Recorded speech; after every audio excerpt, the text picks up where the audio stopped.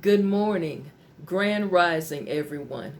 Welcome to the All About Favor channel, and today is Tell the Truth Thursday. Don't forget your coldest water bottle. They come in all different sizes, different colors.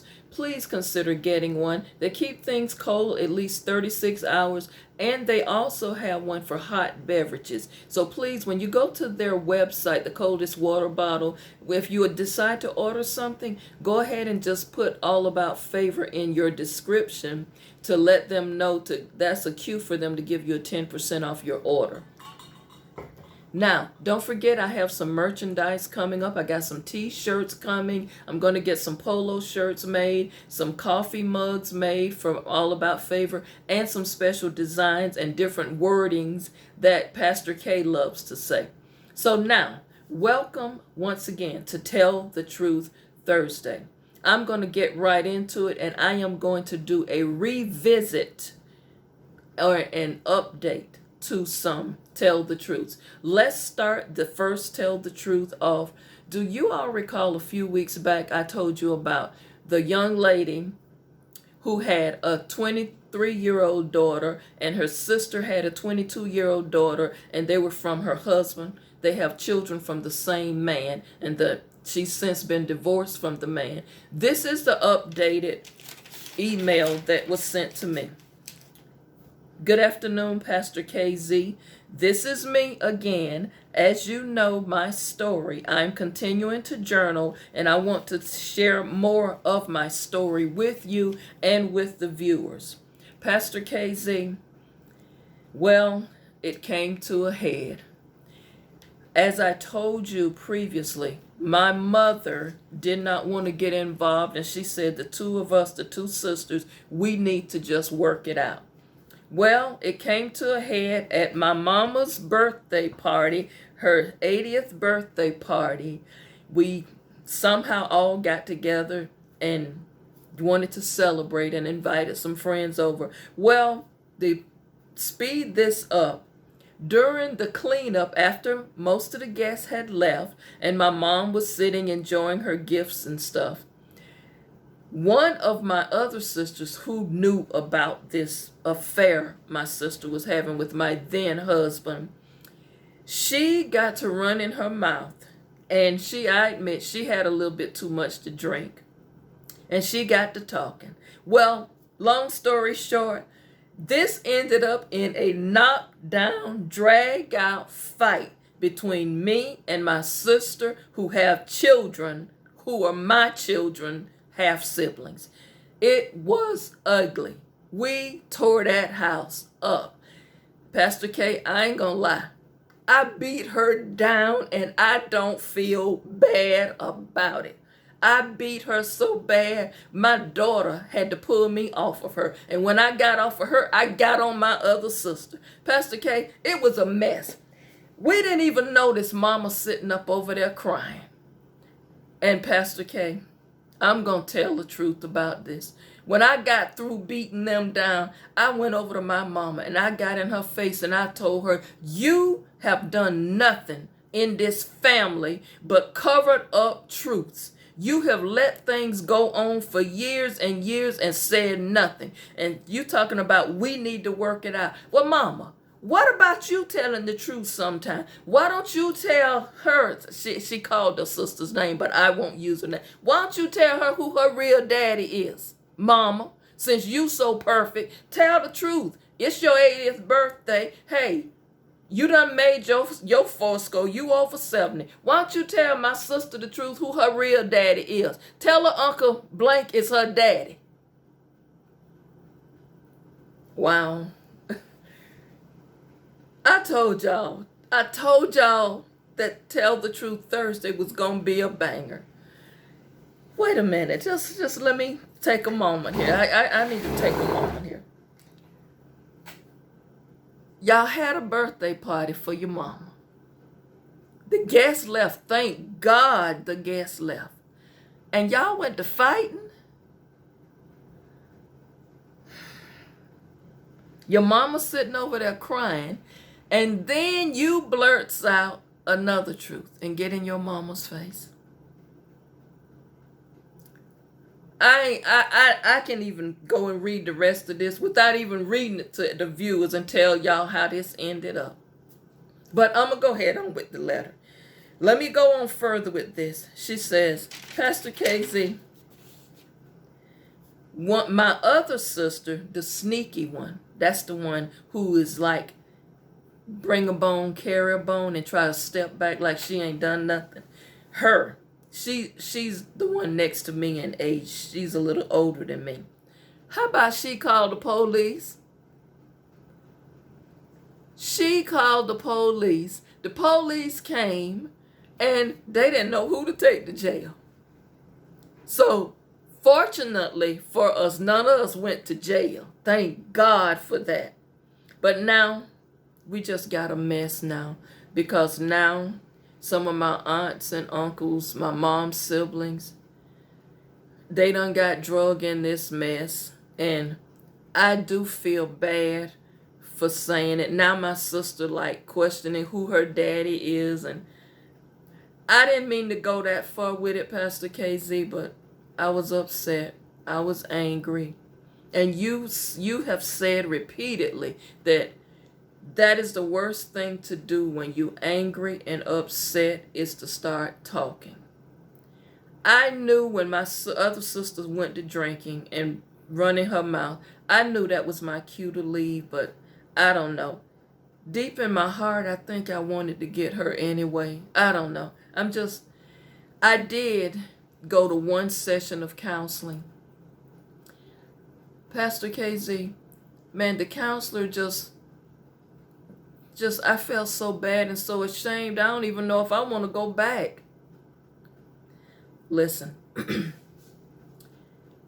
therapy is not easy. When you go to counseling and begin to reveal certain things, you may not like how the therapist responds or the assignments the therapist gives you as homework to do, and you may feel in your heart, I don't want to go back there. I don't like them. But you can go to 10 different therapists and they tell you the same thing.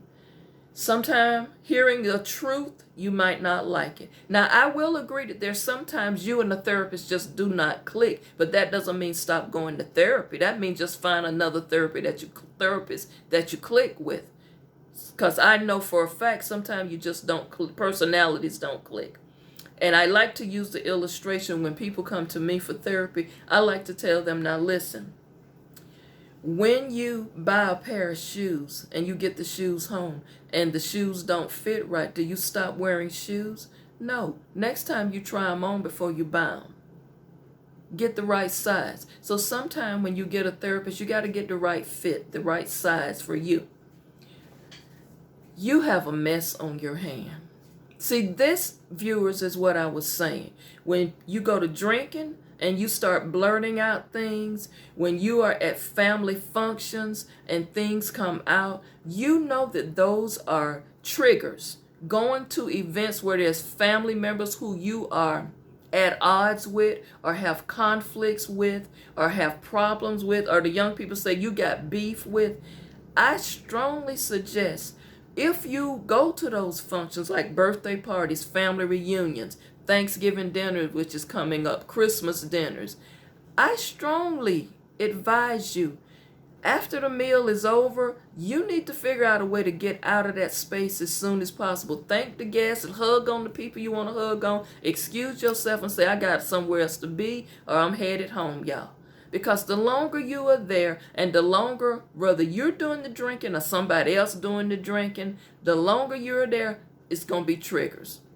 And you could potentially lead to a combustible situation, which is what just happened to you. I'm going to keep you in prayer, sister. Please keep journaling. Please continue your therapy sessions. Continue to email me. And also, I didn't share her complete email. I will share more of it, bits and pieces, but this is a mess. This is a mess. Your mom's 80th birthday. That's just a mess. A mess with siblings, Now you got your mom's siblings, who I'm sure if your mom is 80, they're up in age. Now it's a mess. This is a mess. Thank you for sharing. Viewers, subscribers, if you have any comments, any suggestions, any tools you can give to her, please put it in the comments. Please, we're here to help. We're not here to tear down and judge. But this is a mess. And my heart goes out to you. My heart goes out to your mother and your sisters. That was a bad situation. And I'm not blaming you. I'm not blaming your sisters. I'm not blaming anybody. But what I'm saying is, this is a situation that's going to need some work. This is a family issue. You all realize, viewers, there are a lot of family hidden truths that goes on for years and years and years until they potentially end up just like this situation. Somebody exploding, blurting out something, or somebody physically putting hands on. She physically said she beat down her sister and then jumped on the other one. And now, not only that, but all of your children were there. Not only your children, but your nieces and nephews who are half siblings to your children. This is a mess for them to witness. It's just a mess. We're going to keep you in prayer, sister. Please, sis, keep journaling and continue in therapy. And please get on your knees and just start praying. Just asking God for healing. To heal that hurt. That's a wound. That is a wound that is just hurting inside. It's so many things in there. It's not just the hurt and the betrayal from your husband, but you're dealing with betrayal from your sisters, your mother just abandoning this issue, stepping back, not doing or saying anything as the matriarch. That's disheartening. Then you got the shame, because you got to deal with this fight with your children watching and your nieces and nephews, who you told us in the first email that you love dearly, but you can't hardly stand being around them because it's a reminder of the betrayal. So it's a lot to unpack here. This whole family needs a Iyanla Vanzant. So thank you again. Let's move on to the next truth. This is another revisited truth here I'm going to deal with. We're back to my favorite guy that emails. He doesn't just email me once a week, y'all. He emails me pretty much every single day with something. Here's the man with the work wife. I know. Go ahead, throw shade, give him the side eye, and say these words. And he has said he enjoys when I give little side eyes and things. So I'm gonna go ahead and do it now. You again, boy. You again with the work wife. In your mid-50s. Paying child support. Thought you was in love, but say it was lust. She never loved you. You moved in with her. Now you want your wife back. Your 3 daughters with your wife don't have nothing to do with you. One is getting married, and she said her uncle gonna walk her down the aisle. This is where we are, but this tells the truth, y'all. Last week, the work wife joined the church. Then she asked the pastor to christen her son. And when the pastor asked, "Where's his daddy? Are you married?" she says it's complicated. Your real wife walked out the church. And that's where I left off with your letter. Well, let's move on to what else happened during that day. Because I know the viewers has been anxiously waiting for this. That I know y'all been sitting there, because I've had people email me, "Pastor KZ, what else happened? What else happened with the work wife?"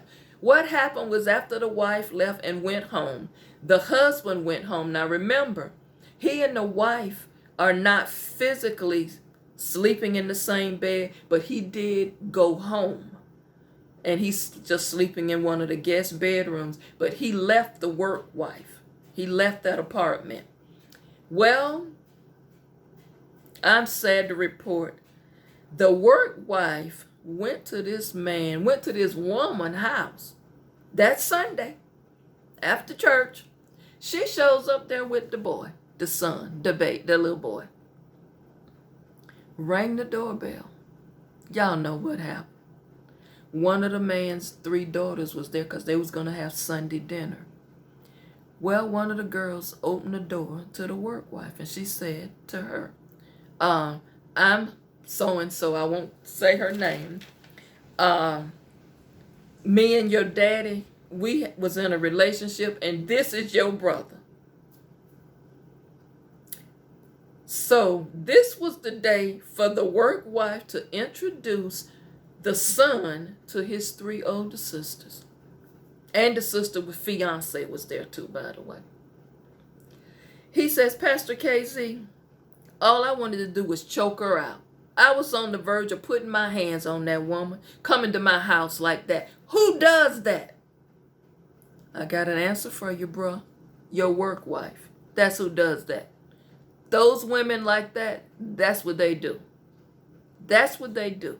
But bruh, you should have not gotten into the work wife, work husband situation, as you already readily admitted to that was a big mistake. And you encouraged other men, don't do the work husband thing. So who does that? Your work wife. Or your work ex-wife, now I guess we should call her.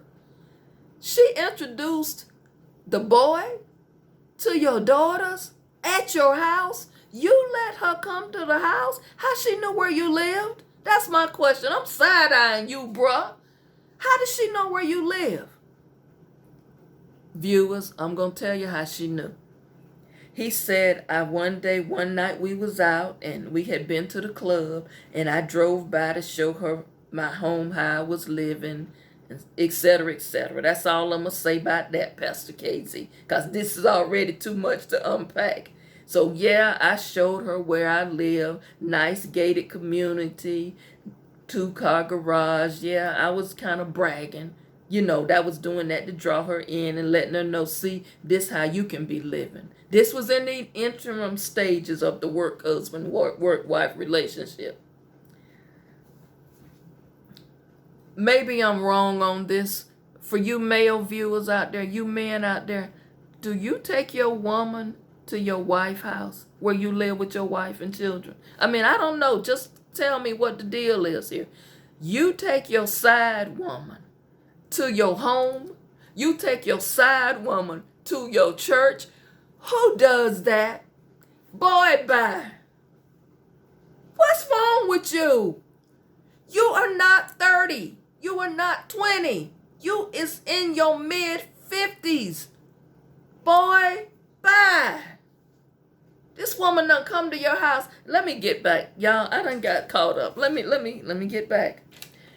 These first 2 emails alone, I might have to stop after this one. I don't know. That first one with the sisters fighting, now you with the work wife done come to your house. Here's the good part, viewers. It gets better than this.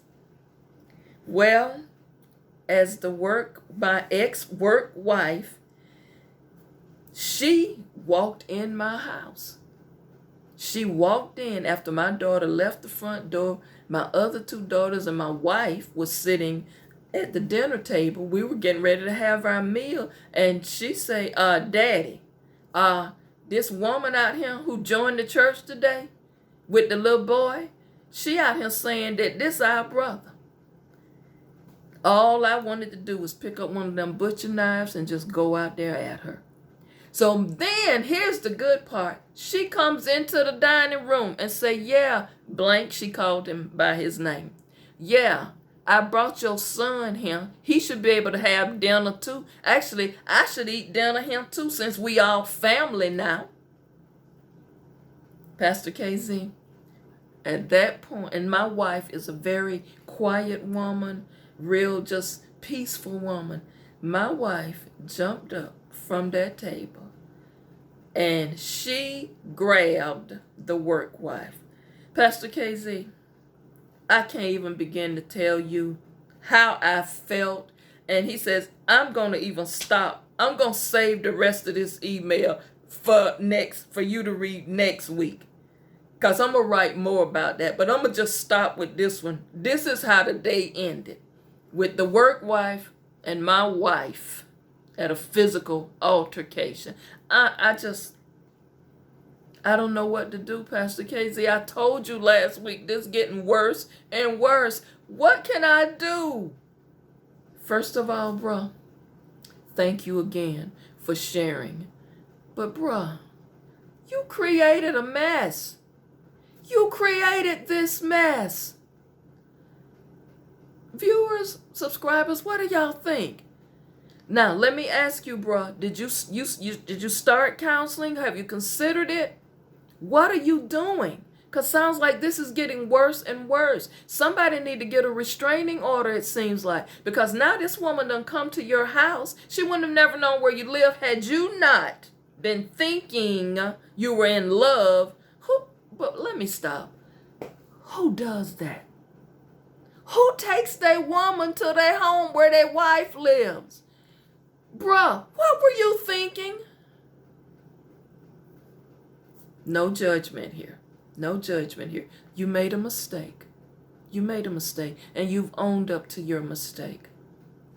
You too will stay on our prayer list. You keep that journaling going.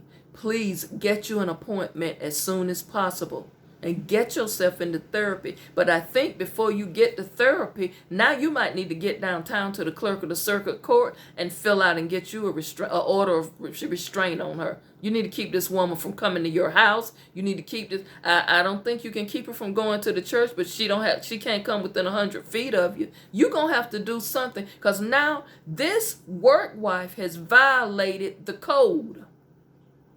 Can I just say this? Just from, I am a married woman, happily married woman, I might add. Can I just say this to women? Let me start with women. When you make a choice to, quote unquote, if you can call it that, start dating or seeing another woman's husband, don't think you got no rights. And don't think that the man's wife is not going to feel some type of way. You've got to learn how to date single men, just like you are. Stay out of those type of relationships, ladies. Love yourself enough to wait for a man. And let me break here. I have heard so many single women say this. Remember, I've been in ministry over 25 years. I have counseled lots of people. I have heard so many women say that I know this is the man God has for me. How he's the man God has for you and he's married to somebody else? God don't work like that. Man, I'm going to say this to you.